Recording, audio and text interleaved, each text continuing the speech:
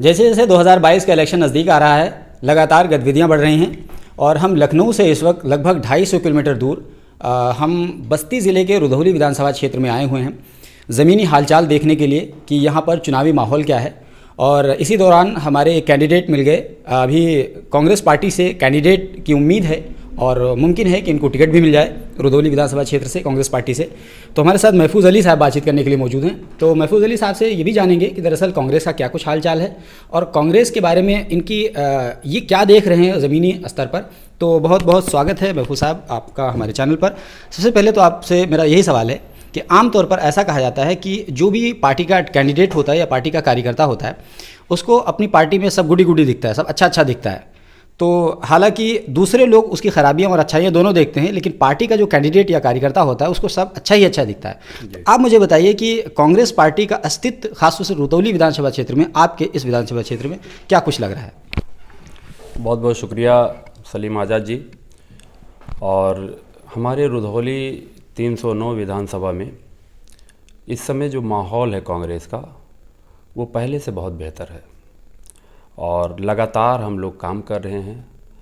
और मेरा नाम जैसा कि आप जानते ही हैं कि महफूज़ अली है और मैं उत्तर प्रदेश कांग्रेस कमेटी का प्रदेश सचिव हूँ, अल्पसंख्यक विभाग का, माइनॉरिटी सेक्शन। तो अभी हमारी जो मेन बॉडी है, बहन प्रियंका गांधी जी ने 7 घोषणाएं की हैं और वो घोषणा ही सिर्फ नहीं है, प्रतिज्ञा भी है, जिसमें बहुत सारी चीज़ें दे रही हैं। जो इंटर कॉलेज बच्चियां पास करती हैं उनको स्मार्टफोन, और जो ग्रेजुएशन पास कर रही हैं उनको स्कूटी, और तमाम चीज़ें दे रही हैं, लेके आई हैं। जैसे किसानों का कर्जा माफ़, बिजली हाफ, इस तरीके की घोषणाएं की हैं बहन ने। और अभी हमारी जो अल्पसंख्यक विभाग है, हमारे चेयरमैन शहनवाज आलम साहब ने अभी 16 संकल्प पत्र लिया। जब 6 सितंबर को बहन प्रियंका गांधी लखनऊ में आई तो उसी दिन हमारे अल्पसंख्यक विभाग ने 16 प्रतिज्ञाएं लिया और वो हमारी प्रतिज्ञा पत्र अब पूरे विधानसभा में है। 16 प्रतिज्ञाएं पत्र क्या उसमें बेसिकली तो मुख्य कोई बात? जी, उसमें जो मुख्य रूप से दिया गया है वो ये है कि जो CA NRC के दौरान जिसके खिलाफ मुकदमे हुए हैं फर्जी तरीके से, उन मुकदमों को वापस लिया जाएगा। और जो कब वापस लिया जाएगा? जब उनकी सरकार बन जाएगी। और जो लोग उस CA NRC के दौरान सताए गए हैं, जिसके ऊपर मुकदमे लादे गए हैं, अगर सरकार हमारी बनती है तो उनको मुआवजा भी दिया जाएगा। और जो टैनरीज बंद थी ये सपा सरकार में, उन टैनरीज को फिर से खुलवाया जाएगा और उसके प्रोसीजर आसान किए जाएंगे लाइसेंस के लिए। और जैसे माइनॉरिटीज़ के लिए हम लोग जो काम कर रहे हैं वो दिन ब दिन दिख रहा है कि अब माइनॉरिटीज़ का रुझान हमारे तरफ बढ़ रहा है।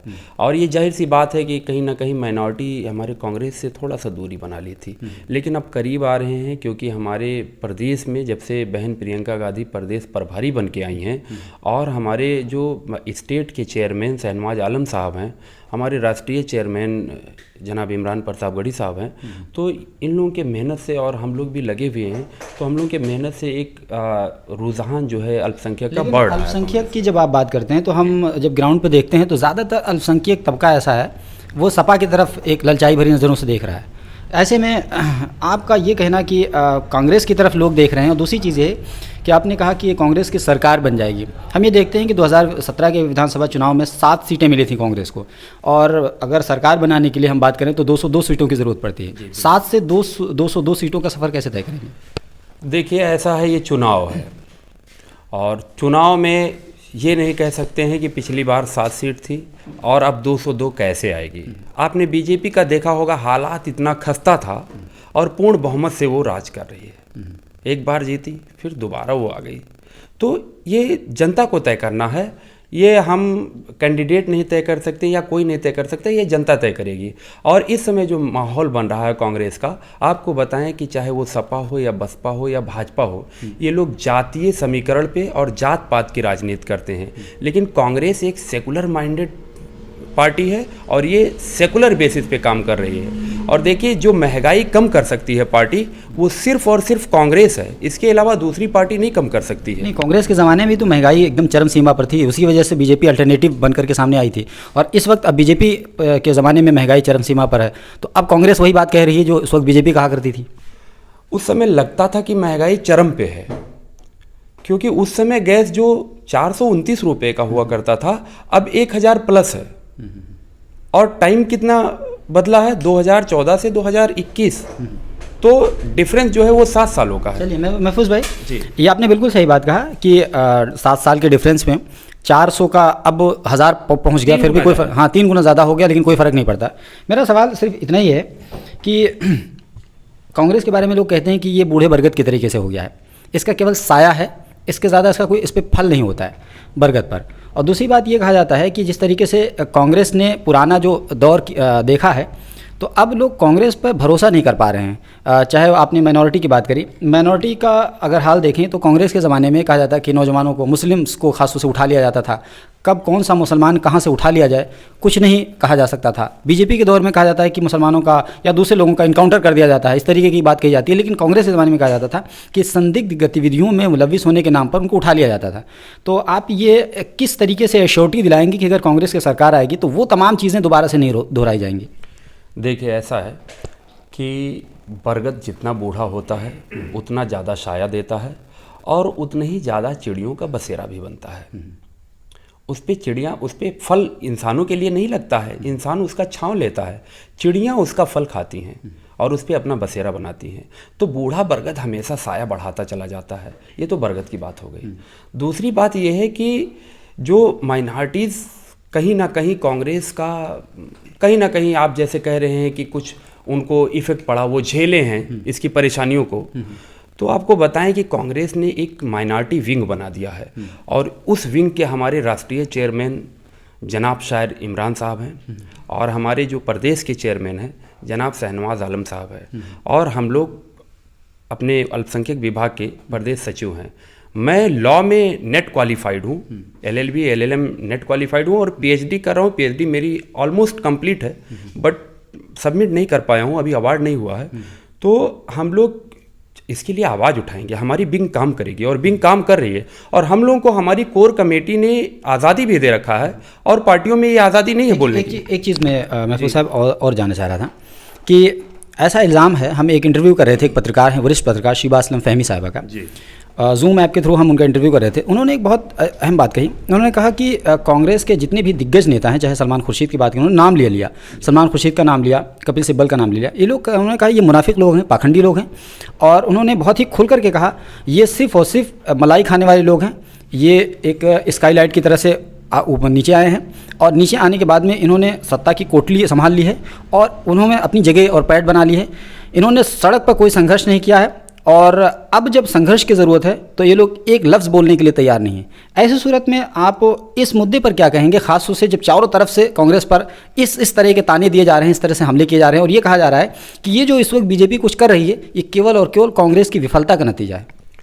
देखिए, सीनियर लीडर्स की बात है तो अब वो दिशा निर्देश हमको देंगे और ग्राउंड लेवल पे हम लोग हैं ना, हम लोग उभर के आ रहे हैं, हम नवयुवक काम कर रहे हैं, हमारे राष्ट्रीय चेयरमैन नवयुवक हैं, हमारे प्रदेश चेयरमैन नवयुवक हैं, हमारी पूरी बॉडी नवयुवक है।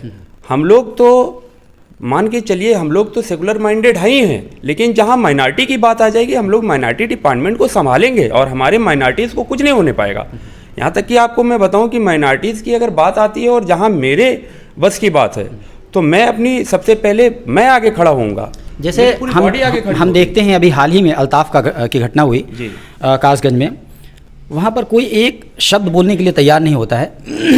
वहीं दूसरी तरफ कोई दलित की बात आती है, न सिर्फ ट्वीट करते हैं, घर पर पहुँचते हैं, सांत्वना देते हैं। अभी हम प्रियंका गांधी की बात कर लें, आगरा का जो कांड हुआ था, प्रियंका गांधी को वहाँ जाने से रोका गया, वो पूरा प्रकरण हुआ, अब दोबारा से इजाज़त दे दी गई। हाथरस में भी प्रियंका गांधी गई थी, राहुल गांधी गए थे, धक्का मुक्की हुई थी, पूरी दुनिया ने देखा था। लेकिन अल्ताफ के केस में एक लफ्ज़ भी ना प्रियंका गांधी ने बोला, ना ही राहुल गांधी ने बोला। अब ये बताइए कि माइनॉरिटी की बात कैसे कह सकते हैं जब प्रियंका गांधी जो टॉप कमांडर है वो वही बात करने के लिए तैयार नहीं है? देखिए, ऐसा है कि हमारे विंग के जो राष्ट्रीय चेयरमैन हैं उन्होंने भी बोला है और हमारे जो स्टेट के चेयरमैन हैं उन्होंने भी बोला है और इस पे मैंने भी आवाज़ उठाया है। और रही सवाल प्रियंका गांधी जी का, तो हमारे व्हाट्सएप पे एक आया था कि हमारे बहन प्रियंका गांधी जी ने भी इस पे बोला है। हाँ, बशर्ते आप कह रहे हैं कि उनके घर पे नहीं गई तो उनके घर पे नहीं पहुंच पाई होंगी। ट्वीट से नहीं काम चलेगा। जैसे त्रिपुरा का जो घटना हुआ, त्रिपुरा में हमने देखा राहुल गांधी का ट्वीट आया, केवल ट्वीट आया, इसके अलावा कुछ भी नहीं। यही वजह है कि बीजेपी के हौसले इस वक्त बढ़े हुए हैं। देखिए, ऐसा है कि बीजेपी का जो हौसला बढ़ा हुआ है वो तो हिंदुस्तान में जहर घोल दिया गया है हिंदुत्व का। लेकिन कांग्रेस की अगर बात की जाए तो कांग्रेस का इसमें कोई रोल नहीं है कि वो उसको बढ़ावा दे रहे हैं। इस समय जो बहन प्रियंका गांधी का और हमारे भाई राहुल जी का जो माइंड है, माइंड सेटअप है, वो पूरा सेकुलरिज्म के तरफ है। और पहले कांग्रेस में क्या हुआ करता था उसके बारे में तो मैं नहीं कहूँगा, लेकिन इस समय जो हमारी कांग्रेस है वो किसी के अंदर भेदभाव नहीं पैदा करती, चाहे वो माइनॉरिटी हो, चाहे वो दलित हो, चाहे मेजॉरिटी के लोग हों, कोई भी हो, सबके लिए काम कर रहे हैं। बशर्ते अगर किसी मामले में नहीं पहुंच पाए मौके पे, क्योंकि इस समय जो चुनाव का शेड्यूल है वो बहुत टाइट है, हम लोग खुद ही इतना बिजी रहते हैं और वो हमारे अगवाकार हैं, तो उनमें भी व्यस्तता है, लेकिन जरूर आवाज़ उठाते हैं, चाहे वो ट्वीट के माध्यम से उठाएं, चाहे वो मीडिया के सामने उठाएं, लेकिन आवाज़ उठाई जा रही है, सबके लिए आवाज़ उठाई। तो आपको ये उम्मीद है कि कांग्रेस पार्टी रिवाइव करेगी और उत्तर प्रदेश में अपने दम पर सरकार बनाएगी, ऐसा आपका भरोसा है? जी, मेरा बिल्कुल भरोसा है और मैं ये भी दावा करता हूँ कि यदि कांग्रेस की सरकार बनती है उत्तर प्रदेश में तभी हमारी हालात सुधरेंगे। और फिर से किसी भी गवर्नमेंट को देखिए, जनता ने सब कुछ देख लिया है, बीजेपी देख लिया, बीएसपी देख लिया, एसपी देख लिया, सबको देख चुकी है, लेकिन कांग्रेस को देखे हुए जमाना हो गया। जब कांग्रेस का जमाना हुआ करता था तो आपको बताएं कि सबसे पहले कांग्रेस की ही गवर्नमेंट उत्तर प्रदेश में बनी और गोविंद बल्लभ पंत जी थे। उस समय क्या हालात थे, हम जैसे आसामियों के बच्चे कभी उभर के पॉलिटिक्स में नहीं आ पाते, लेकिन किसके ज़माने में ज़मींदारी टूटी, किसके ज़माने में भूदान शुरू किया गया, किसने किया, इक्वलिटी लाने की बात किसने किया, वो कांग्रेस ने किया। तो आज जो इक्वलिटी लाना है वो कांग्रेस ही ला पाएगी, जो महंगाई को कम करना है वो कांग्रेस ही कर पाएगी, दूसरी कोई सरकार नहीं कर सकती है। लेकिन कांग्रेस के ज़माने में जो एक वैक्यूम क्रिएट हुआ था, सोशल मीडिया के माध्यम से उसको फिल कर दिया गया है, वो बीजेपी ने फिल कर दिया। तो कहीं ना कहीं आपको नहीं लगता है कि कांग्रेस की कहीं ना कहीं इस नीतियों की खामी की वजह से आज बीजेपी उसका लाभ उठा रही है? देखिए, ऐसा है कि कमियां तो इंसान में होती हैं, मैं इसको मानूंगा। और राहुल गांधी जी हमारे अंबेडकर नगर की धरती पे आए थे, उस समय गुलाम नबी आज़ाद साहब थे, और ये घटना मुझे शहबाज गांधी ने बताया। मैं अभी जल्दी दौरा किया वहाँ का, अंबेडकर नगर का, तो वहाँ पे जब राहुल जी आए तो उन्होंने कहा कि देखिए, ये आप लोगों की जिम्मेदारी थी, गुलाम नबी आज़ाद साहब से, कि आप लोगों की जिम्मेदारी थी कि आप लोग सही चीज़ें करिए, लेकिन आप लोग कहीं ना कहीं फेल्योर किए। तो जो हमारा इस समय नेतृत्व है वो बिल्कुल खुल के बोलने में भी कहीं कसर नहीं छोड़ता और हमारे लिए काम करने के लिए भी नहीं कसर छोड़ता। इस समय हमारा पूरा नेतृत्व सिर्फ और सिर्फ भारत को एक अखंड के रूप में बना के रखना चाहता है, सजो के रखना चाहता है। बाकी और सारी पार्टियां सिर्फ और सिर्फ नफरत की राजनीति कर रही हैं। सिर्फ कांग्रेस ऐसी पार्टी है जो नफरत की राजनीति नहीं कर रही है। तो शुक्रिया। ये महफूज साहब का ये दावा है कि कांग्रेस सत्ता में आएगी, कांग्रेस सेकुलर है, उनकी विचारधारा सेकुलर है। हालांकि ऐसा कहा जाता है कांग्रेस के बारे में कि जितने भी भ्रष्टाचार हुए सो कॉल्ड, चाहे वो कोल घोटाला हो या इस तरीके से आप देखिए 2G घोटाला हो, गरचे वो कन्विक्शन नहीं हो पाया, लेकिन उसके बावजूद भी जो बात सामने निकल करके सामने आई थी, इसके अलावा राजीव गांधी के ज़माने में बोफोर्स का घोटाला हो, तो ये तमाम चीज़ें जो थीं उसका जो बैगेज लेकर के घूम रहे हैं वो दोनों भाई बहन प्रियंका गांधी और राहुल गांधी घूम रहे हैं। देखने वाली बात ये होगी क्या उस बैगेज के सहारे ये अपनी इस नैया पार लगा पाएंगे 2022 के इलेक्शन में उत्तर प्रदेश में, या फिर वो बैगेज उनको ले डूबेगा। ये आने वाले दिनों में क्लियर हो जाएगा और ये तस्वीर साफ हो जाएगी। Alpha hospital and trauma centre, engineering college चौराहा, सीतापुर रोड, लखनऊ।